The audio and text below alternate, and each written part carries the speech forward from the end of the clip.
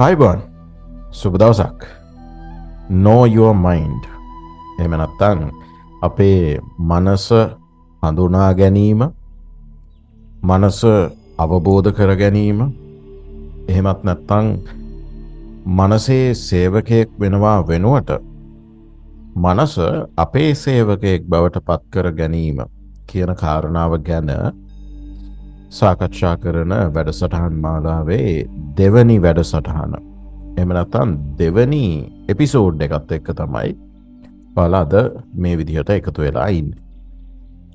ඉතින් අද වැඩසටහන පටන් ගන්න කලින් මුලින්ම කියන්න ඕනේ අපේ පළවෙනි එපිසෝඩ් එකට බොහෝ දෙනෙක් බොහොම සුබවාදී ධනාත්මක ප්‍රතිචාර දක්වලා තිබ්බා. ඉතින් ඒ විදිහට ප්‍රතිචාර දක්වපු හැමෝටම මම මුලින්ම බොහොම ස්තුතියි කියනවා. මොකද ඒ ප්‍රතිචාර තමයි මේ වැඩසටහන මේ විදිහට ඉදිරියට කරගෙන යන්න මාව උත්තේජනය කරන්න. ඉතින් මේ වැඩසටහන් මාලාවේ හැම එපිසෝඩ් එකකදීම මම ඒ විදිහටම ඔබෙන් ඔබේ පැත්තේ තියෙන ප්‍රතිචාරය, එහෙම නැත්නම් ඔබට මේ වැඩසටහන කොහොමද දැනෙන්නේ කියන කාරණාවට අදාළව ප්‍රතිචාරයක් බලාපොරොත්තු වෙනවා. ඒ ප්‍රතිචාරය එක්ක මට පුළුවන් මේ වැඩසටහන තවත් හොඳින් ඔබට මේ කියන කරුණු කාරණා හොඳට තවදුරටත් තේරෙන විදිහට ඉදිරිපත් කරන්න. හරි. දැන් අපි අද කතා කරන මාතෘකාව පැත්තට හැරෙමු.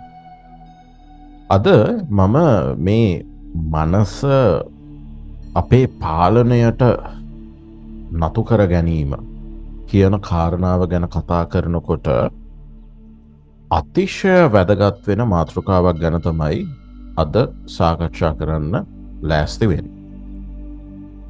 මේ මාතෘකාව මොකක්ද කියන දේ කිව්වොත්, අද අපි කතා කරන මාතෘකාව තමයි මනස කියන දේ මෙහෙයවීම, එහෙම නැත්නම් අපේ පාලනයට නතු කර ගැනීම ඇයි මෙච්චර අපහසු වෙලා තියෙන්නේ, සහ මනස පාලනය කිරීම, එහෙම නැත්නම් මනසේ පාලනය තමන් සතු කර ගැනීම වෙනුවෙන් තියෙන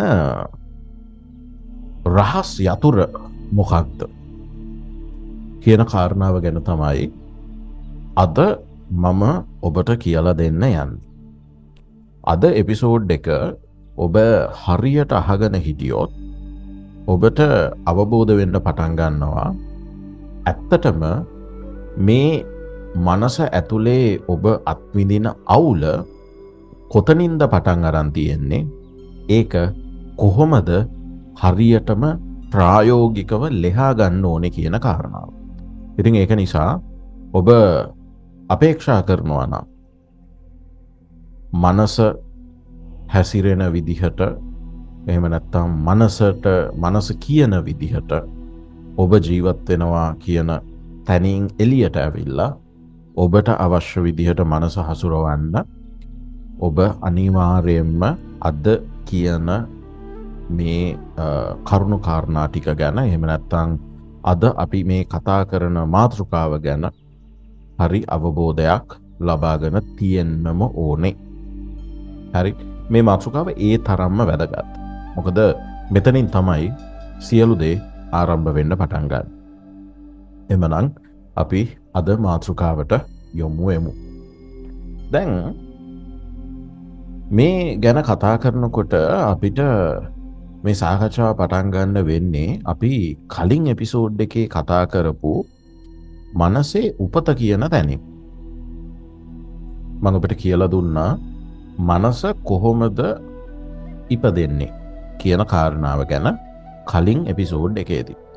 ඒක නිසා මම යෝජනා කරනවා කවුරු හරි කෙනෙක් පළවෙනි වතාවට මේ එපිසෝඩ් එකෙන් මේ වැඩසටහන් මාලාවට එකතු වෙනවා නම් ඔබ පොඩ්ඩක් මේ එපිසෝඩ් එක අහන එක මෙතනින් නතර කරලා මුලින්ම අපේ පළවෙනි එපිසෝඩ් එක අහලා මේක අහන්න පටන් ගන්න.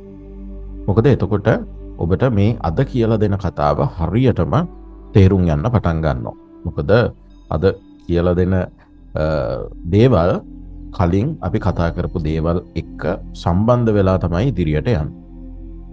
හරි. දැන් ඔබට මතකනේ මම කියලා දුන්න මනසේ උපත සම්බන්ධයෙන් තියෙන කරුණු කාරණා ටික. මම ඔබට කිව්වා මනස කියන දේ අපි තුලම නිර්මාණය වෙන දෙයක්. මේක ක්‍රමානුකූලව අපේ ශරීරය ගොඩනැගීමත් එක්ක මේක නිර්මාණය වෙන්න පටන් ගන්නවා. මෙතනදී ඔබ තේරුම් ගන්න ඕන දේ තමයි මේ මනස නිර්මාණය වෙනකොට මේක එකපාර අපි මේ අද අත්විඳින මනස කියන තත්වයට ගොඩ නැගෙන්නේ නැහැ. හරි. ඒක එකපාර මෙහෙම ඉපදෙන දෙයක් නෙමෙයි. එකපාර නිර්මාණය වෙන දෙයක් නෙමෙයි. මේක ක්‍රමානුකූලව පියවර වශයෙන් ගොඩ නැගෙන දෙයක්. හරියට කිව්වොත් අපේ ශරීරය ගොඩ නැගෙනවා වගේම. හරි. දැන් අපි කලින් එපිසෝඩ් එකේදීත් කතා කරානේ. හරි. මේක පුංචි සෛලයක ඉඳලා මේක සම්පූර්ණ ජීවියක් දක්වා ක්‍රමානුකූලව ගොඩ නැගෙමින් එනවනේ. අන්න ඒ වගේම තමයි මනස කියන දේත් මේක ක්‍රමානුකූලව පියවර වශයෙන් ගොඩ නැගෙන දෙයක්. මෙතනදී මුලින්ම අපේ මනසේ නිර්මාණය වෙන කොටස තමයි අපි අර කලින් එපිසෝඩ් එකේ කියපු අවිඥානික මනස. එහෙම නැත්නම් අපේ අවිඥානික මානසික ක්‍රියාකාරීත්වය මෙහෙවන කොටස. හරි. මම ඔබට කලින් එපිසෝඩ් එකේදී කියලා දුන්නා මනසේ කොටස් ගැන. සවිඥානික, උපවිඥානික සහ අවිඥානික. මෙන්න මේකේ අවිඥානික කියන, එහෙම නැත්නම් අපි ඉංග්‍රීසි භාෂාවෙන් කියනවා unconscious කියන. හරි. මේ unconscious කියන කොටස, එහෙම නැත්නම් එතනින් තමයි මේ මනස නිර්මාණය වීම ආරම්භ වෙන්නේ. ඊට පස්සේ මේක ක්‍රමානුකූලව ගොඩ නැගිලා මේ සවිඥානික මනස කියන තැනට මේක ගොඩ නැගෙනවා. ඒ කියන්නේ සවිඥානික මනස තමයි අපේ මනසේ අවසානයට ගොඩ නැගෙන කොටස බවට පත් වෙන්නේ. එතනින් එහාට තමයි අපිට හිතක් තියෙනවා. හරි. මම කියලා පුද්ගලයෙක් ඉන්නවා කියන දැනීම නිර්මාණය වෙන්නේ. හරි. අපි හිතනවා කියන දේ අපිට දැනෙන්නේ මේ සවිඥානික මනස. එහෙම නැත්නම් මේ සවිඥානික මනස ගොඩ නැගීමත් එක්ක සවිඥානික මානසික ක්‍රියාකාරීත්වය ආරම්භ වීම කියන තැන ඉඳලා. ඒක මනසේ මනස නිර්මාණය වීමේ අවසාන පියවර. හරි. මූලික වශයෙන් මූලික මට්ටමේදී ගත්තොත් මේක මනස නිර්මාණය වීමේ අවසාන තත්වය. එතකොට මෙතනින් එහාට අපිට හිතක් තියෙනවා. එහෙම නැත්නම් මානසික ක්‍රියාකාරීත්වයක්, මානසික ක්‍රියාවලියක් තියෙනවා කියන එක දැනෙන්න පටන් ගන්නවා. දැන් මෙන්න මේ කාරණාව ඔළුවේ තියාගෙන තමයි අපි මෙතනින් එහාට සාකච්ඡාව ඉස්සරහට අරගෙන යන්න ඕනේ. හරි. දැන් ඔබ දන්නවනේ මනස කියන දේ ක්‍රමානුකූලව ගොඩ නැගෙන දෙයක්. ඒක ආරම්භ වෙනවා අපේ අවිඥානික මනසට අදාළ කොටසින්. ඊට පස්සේ මේක ගොඩ නැගෙමින් ඇවිල්ලා සවිඥානික මනස කියන එක ගොඩ නැගිලා අවසන් වෙනවා. හරි. දැන් ඕක ඔළුවේ පැත්තකින් තියාගමු. දැන් මම ඔබට කියලා දෙනවා තවත් අපූර්ව කතාවක්. ඒ තමයි මෙහෙම නිර්මාණය වෙන මනසේ තියෙනවා උත්පත්තික වගකීම් කියලා දෙයක්. හරි. උත්පත්තික වගකීම්. උත්පත්තික කියන එකේ මේ වචනේ තේරුම තමයි උපතින්ම හිමි වෙන කියන දේ. හරි. එතකොට උත්පත්තික වගකීම් කියන්නේ උපතින්ම හිමි වෙන වගකීම. එහෙම නැත්නම් උපතින්ම හිමි වෙන රාජකාරිය කියන අදහස. අපේ මනසේ තියෙන එක එක කොටස් වලට අදාළව උත්පත්තික වගකීම් කියලා දෙයක් තියෙනවා. හරි. දැන් අපේ මනස නිර්මාණය වෙනකොට මම ඔබට කිව්වනේ මේක නිර්මාණය වෙන්න පටන් ගන්නේ අවිඥානික මනසට අදාළ කොටසින් කියලා. හරි. එතන ඉඳලා තමයි මේක නිර්මාණය වෙන්න පටන් ගන්න. මෙන්න මේ අවිඥානික මනස කියන කොටසට අදාළව තියෙන උත්පත්තික වගකීම තමයි ඔබේ සුව පහසුව. එහෙම නැත්නම් අපි කියනවා ඔබව බොහොම සැප පහසුවට තියෙන එක.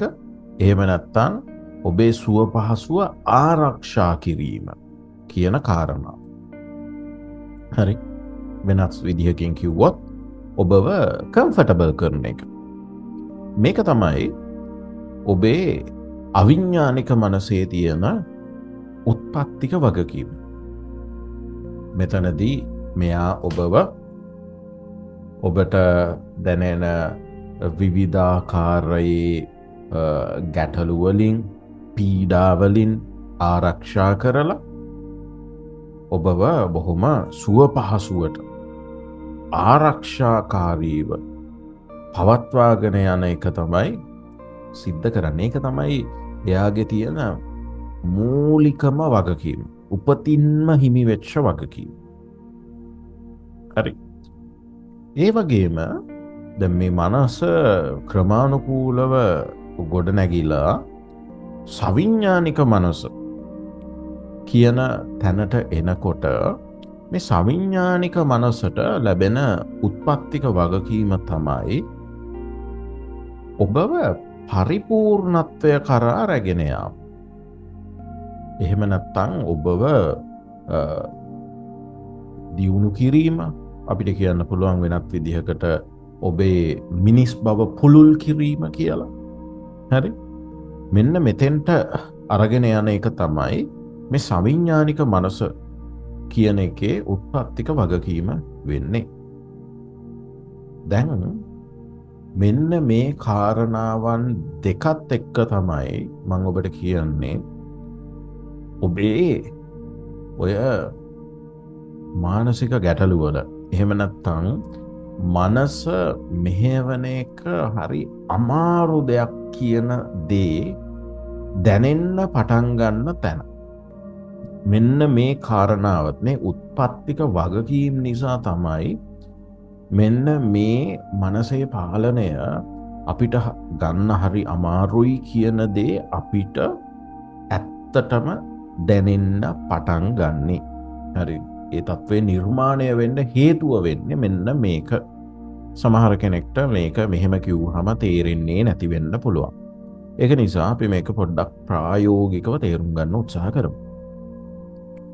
දැන් මම ඔබට යෝජනා කරනවා ඔබ ගැනම කල්පනා කරලා බලන්න කියලා. හරි. දැන් ඔබව උදාහරණයකට අරගෙන ඔබ ගැන හිතන්න පටන් ගන්න. ඇයි ඔබට යම් යම් අවස්ථාවල ඔබේ මනසේ පාලනය ඔබ සතු වෙලා නෑ කියලා දැනෙන්නේ? එහෙම නැත්නම් ඔබේ මනසේ පාලනය ඔබ සතු වෙන්නේ නෑ වගේ දැනෙන්නේ ඇයි? ඒක ගැන ඔබ බොහොම සියුම්ව කල්පනා කරොත් ඔබට තේරෙන්න පටන් ගන්නවා මේකට තියෙන හේතුව තමයි ඔබ හිතන දේවල් සහ ඔබට හිතෙන දේවල් අතර තියෙන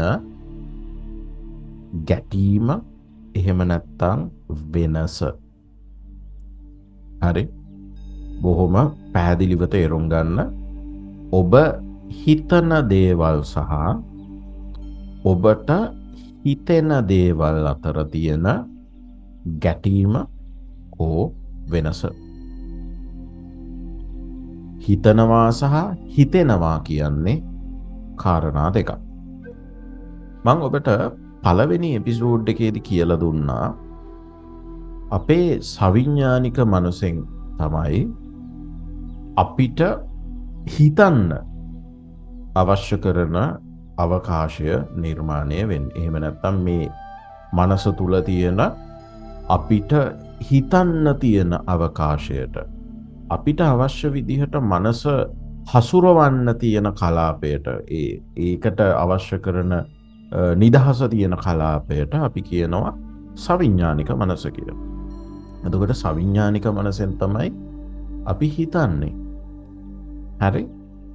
අවිඥානික මනස කියලා කියන්නේ අපේ අනුදැනුමකින් තොරව සිද්ධ වෙන මානසික ක්‍රියාවලියක්. ඒක ඇතුලේ තමයි අපිට විවිධ හැඟීම් නිර්මාණය වෙන්නේ. හරි? අපිට සරලව කිව්වොත් හිතෙන දේවල් ටික නිර්මාණය වෙන්නේ මේ අවිඥානික මනසේ තියෙන ක්‍රියාකාරීත්වයත් එක්ක. හරි? අපි බය හිතන්නේ නෑනේ. අපිට බය හිතෙනවා. හරි? අපි සතුට කියන එක හිතන්නේ නෑනේ. අපිට සතුට කියන එක හිතෙනවා. සතුටක් දැනෙනවා. හරි?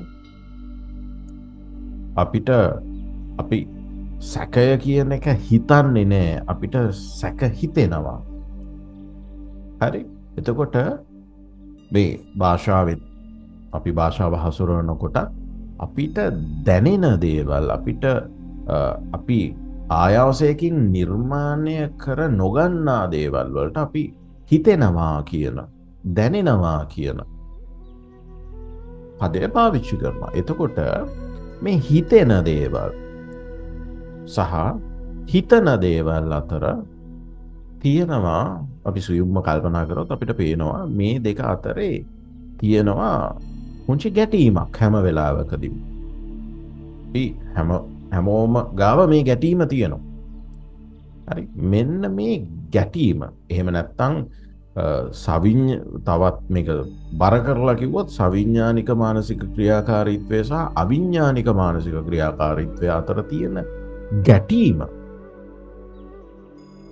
තමයි අපිට අපේ මනසේ පාලනය අපි සතු වෙන්නේ නෑ වගේ දැනෙන්න තියෙන හේතුව. තවත් සරල කරොත් අපි මේක ප්‍රායෝගික උදාහරණයකින් අපිට මේක පැහැදිලි කරගන්න පුළුවන්. අපි මෙහෙම හිතමු.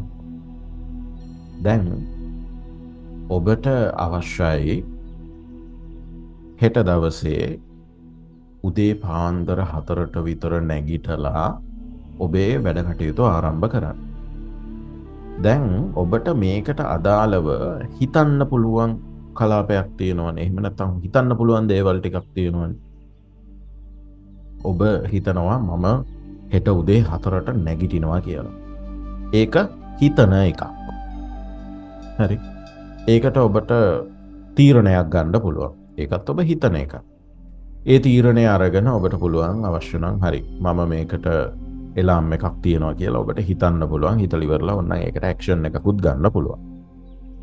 එතකොට මේක කරන්න අපි කරන දේවල් එහෙම නැත්නම් සැලසුම් කිරීම තීරණ ගැනීම වගේ දේවල් ඔක්කොම අපි හිතන දේවල් වෙනත් විදියකින් කිව්වොත් අපේ සවිඥානික මනසෙන් අපි නිර්මාණය කරන දත්. එහෙම නැත්නම් සවිඥානික මනස ඇතුලේ අපි හිතන දේවල් තමයි මේ ටික.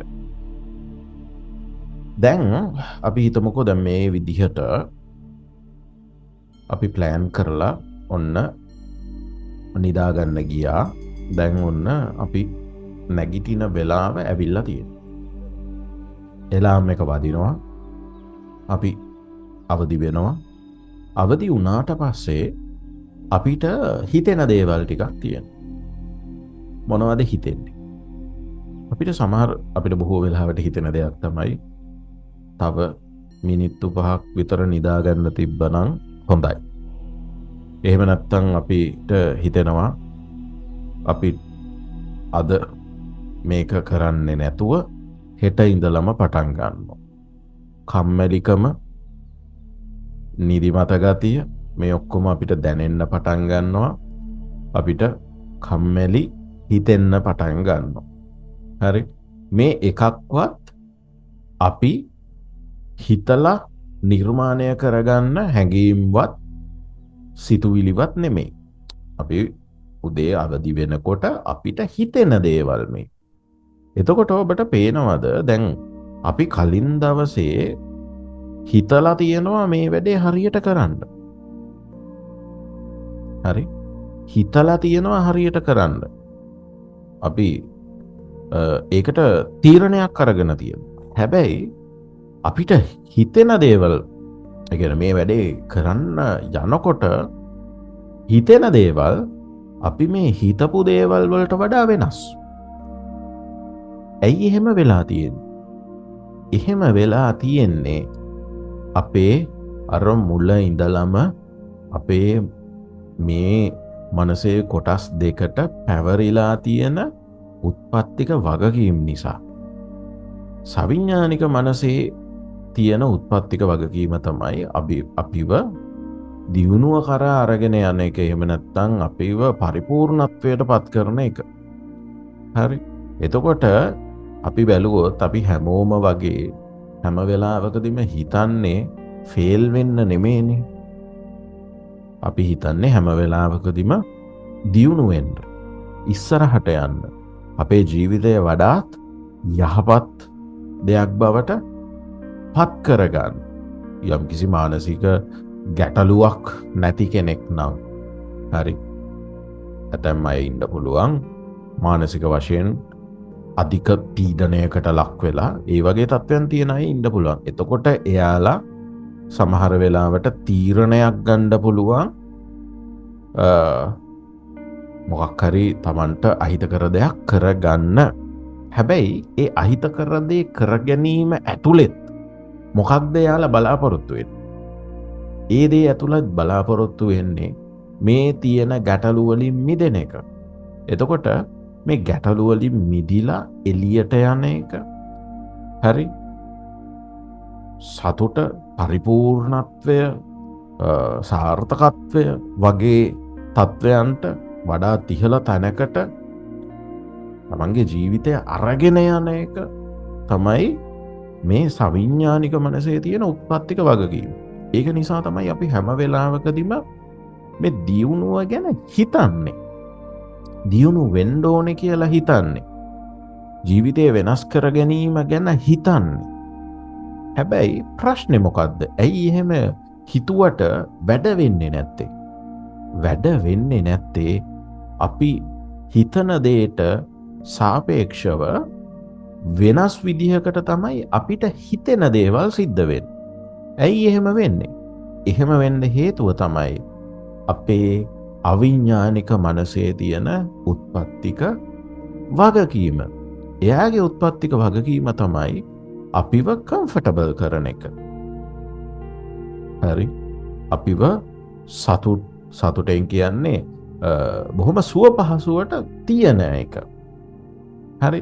එතකොට උදේ පාන්දර නැගිටින එක අපිට ජීවිතයේ ඉස්සරහට අරගෙන යන්න අවශ්‍යයි තමයි. ඒක නිසා තමයි අපි සවිඥානික මනසෙන් ඒක ගැන හිතන්නේ. එහෙම කරන්න ඕනේ කියලා හිතන්නේ. ඒකට අවශ්‍ය කරන තීරණ ගන්නෙ. හැබැයි ඒ වැඩේ කරන එක කම්ෆර්ටබල් දෙයක් නෙමෙයි. ඒක කරන එක අපිව සුව පහසුවට පත් කරන්නේ නැහැ. ඒක යම්කිසි අපහසුතාවයක් එක්ක සිද්ධ වෙන දෙයක්.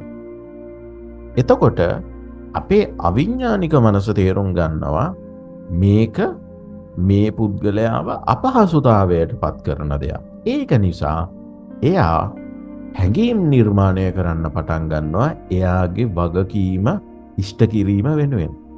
එහෙම නැත්නම් එයා සිතුවිලි, හැඟීම්, හරි, මේ දේවල් නිර්මාණය කරන්න පටන් ගන්නවා ඔබව කම්ෆර්ටබල් කිරීම වෙනුවෙන්. ඒ කියන්නේ ඔයාව කම්ෆර්ට් සෝන් එක පැත්තට අරගෙන යාම වෙනුවෙන්. හරි.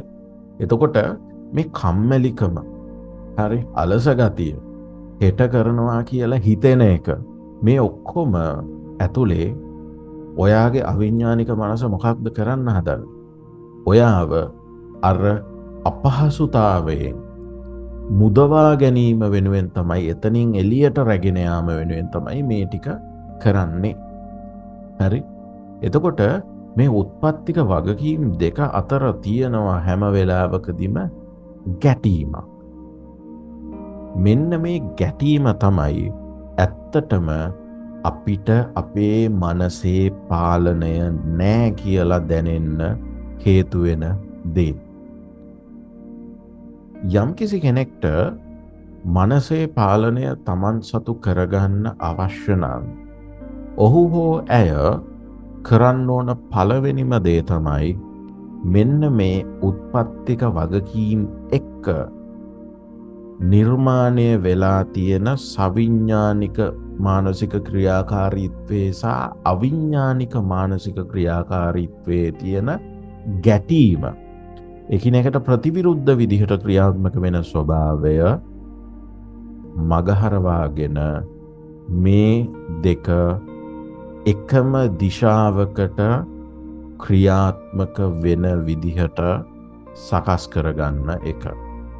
ඒ කියන්නේ අපි හිතන දේට ගැළපෙන විදිහට අපිට හිතෙන එක සකස් කරගන්න එක. දැන් අපි විශේෂයෙන්ම දැන් අපි අපේ ට්‍රේනින්ග්ස් වලදී එහෙම අපි කියලා දෙනවා අවිඥානික මනස ප්‍රතිනිර්මාණය කර ගැනීම. එහෙම නැත්නම් මේක ප්‍රතිනිර්මාණය කිරීමටත් වඩා ගැළපෙනම වචනය තමයි නැවත සකස් කර ගැනීම. හරි. මේක මෙහෙම කිව්වහම ගොඩක් හොඳට තේරෙයි. රීප්‍රෝග්‍රෑම් කිරීම. කියන්නේ ප්‍රෝග්‍රෑම් එක අපි ආයෙත් හරි විදිහට සකස් කරගන්නවා. අපිට අවශ්‍ය කරන විදිහට සකස් කරගන්නවා. රීප්‍රෝග්‍රෑම් කරනවා. හරි. අපි හිතන දේට ගැළපෙන විදිහට හිතෙන්න අපේ අවිඥානික මනස රීප්‍රෝග්‍රෑම් කරනවා. එතකොට අපි උදේ පාන්දර නැගිටින්න ඕනේ, නැගිටලා වැඩ කරන්න ඕනේ කියලා හිතලා තීරණ ගන්නවා වගේම අපි උදේට නැගිටිනකොටත් හරි ඒ අවස්ථාවේදී කම්මැලිකම, අලස ගතිය, හෙට කරනවා, තව විනාඩි 5ක් නිදාගෙනම නැගිටිනවා වගේ දේවල් හිතෙන්නේ නැතුව අපිට හිතෙනවා රයිට් අපි දැන් නැගිටලා වැඩ කරන්න ඕනේ. මේක තමයි අපේ වෙලාව. දැන් නැගිටින වෙලාව කියන දේ අපිට හිතෙන්න පටන් ගන්නවා. ඒ උත්තේජනය, ඒ එනර්ජි එක හරි අපිට දැනෙන්න පටන් ගන්නවා. අන්න එතෙන්ට අපිට පුළුවන් නම් අපේ මනස රීප්‍රෝග්‍රෑම් කරන්න. අන්න එතනදී මේ මනසේ පාලනය අපි සතු වෙන්නේ නෑ. මනස පාලනය කරන එක හරි අමාරුයි කියන හැඟීමෙන්, එහෙම නැත්නම් ඒ දැනීමෙන්, ඒ ගැටලුවෙන් අපිට නිශ්චිත වශයෙන්ම මිදෙන්න හැකියාව ලැබෙනවා. මම ඊළඟ එපිසෝඩ්ස් වලදී ඔබව මේ මනස රීප්‍රෝග්‍රෑම් කිරීම සහ මේ තත්ත්වය කොහොමද ප්‍රායෝගිකව නිර්මාණය කරගන්නේ කියන කාරණාව ගැන ඔබට කියලා දෙන්න බලාපොරොත්තු වෙනවා. ඉතින් ඒක නිසා මේ එපිසෝඩ්ස් මාලාව, හරි, එහෙම නැත්නම් මේ වැඩසටහන් මාලාව මග හැරගන්නේ නැතුව එක දිගටම අහගෙන යන්න. මේ ටික ඔබ හරියට පුංචි සංයමයකින් යුතුව ඔබ අහගෙන ගියොත්, අධ්‍යයනය කළොත් ඔබට ඔබේ මනස ගැන හොඳ අවබෝධයක් වගේම ප්‍රායෝගිකව, හරි, මේ ප්‍රායෝගික කියන වචනේ අතිශය වැදගත්. මොකද මනස ගැන කතා කරන බොහෝ දෙනෙක් මේ ලෝකේ ඉන්නවා.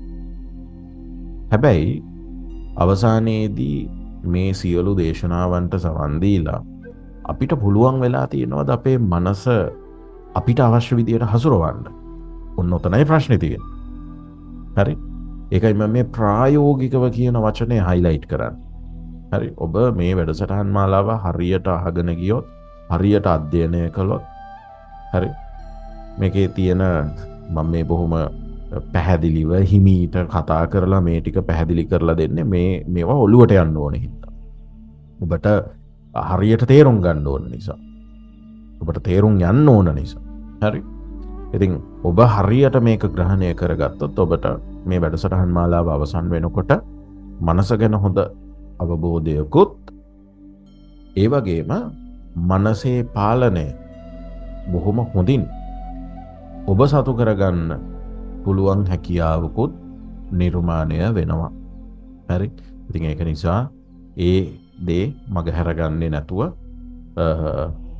ඔබ සතු කර ගැනීම වෙනුවෙන් වැඩ කරන්න මේ ඔබට මහලොකු දෙයක් කරන්න නැහැ. ඔබට තියෙන්නේ මේ වැඩසටහන් මාලාව මගහැරගන්නේ නැතුව අහගෙන යන එක. මේක කියලා දෙන දේවල් ටික හරියට ඔළුවට දාගන්න එක. එහෙම නැත්නම් අවබෝධයට ඔබේ අවබෝධ කරගන්න එක. හරි? ඉතින් එහෙමනම් අද එපිසෝඩ් එක මම මෙතනින් නතර කරනවා. මොකද මේකේ ලොකු දේවල් ටිකක් වැඩි. ඒ කියන්නේ දත්ත ගොඩාක් එක දවසකදී ඔබට දෙන්න පටන් ගත්තොත් සමහර වෙලාවට මේක වැදගත් පුංචි කාරණා ඔබට අමතක වෙන්න පුළුවන්. ඔබට මගහැරෙන්න පුළුවන්. ඉතින් ඒක නිසා මම අදට මේ එපිසෝඩ් එක මෙතනින් නතර කරනවා. මෙතනින් එහාට සාකච්ඡාව මම මේකේ 3 වෙනි එපිසෝඩ් එකෙන් අරගෙන එනවා. ඔබේ පැත්තෙන් ඔබ කරන්න ඕන දේ තමයි අද එපිසෝඩ් එක ඔබට දැනුනේ කොහොමද? මේක ඔබට වැදගත් උනේ කොහොමද? ඔබ මේක ගැන හිතන්නේ මොකක්ද කියන එක පුංචි කමෙන්ට් එකකින්, එහෙම නැත්නම් පුංචි පණිවිඩයකින් මට මාව දැනුවත් කරන එක. හරි? මට දැනගන්න සලස්වන එක.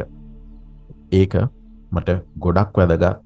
ඊළඟ එපිසෝඩ් එක ඔබට ගැලපෙන විදිහට, හරි, ඔබට දැනෙන විදිහට අරගෙන එන්න. ඒ වගේම ඔබේ දිරිගැන්වීම, හරි, ඔබේ අගය කිරීම මට ලොකු ශක්තියක් මේ වැඩසටහන් මාලාව එක දිගට ඉස්සරහට කරගෙන යන්න. ඉතින් ඒ ඉල්ලීමක් කරලා අද දෙවෙනි එපිසෝඩ් එක, Know Your Mind වැඩසටහන් මාලාවේ දෙවෙනි එපිසෝඩ් එක මම මෙතනින් අවසන් කරනවා. එවනම් බොහොම ස්තුතියි අද මේ වැඩසටහන එක්ක සම්බන්ධ වුණාට. අපි ඊළඟ සතියේ මේකේ 3 වෙනි එපිසෝඩ් එකෙන් නැවත හමු වෙමු. හැමෝටම ජය වේවා. සුබ සතියක්.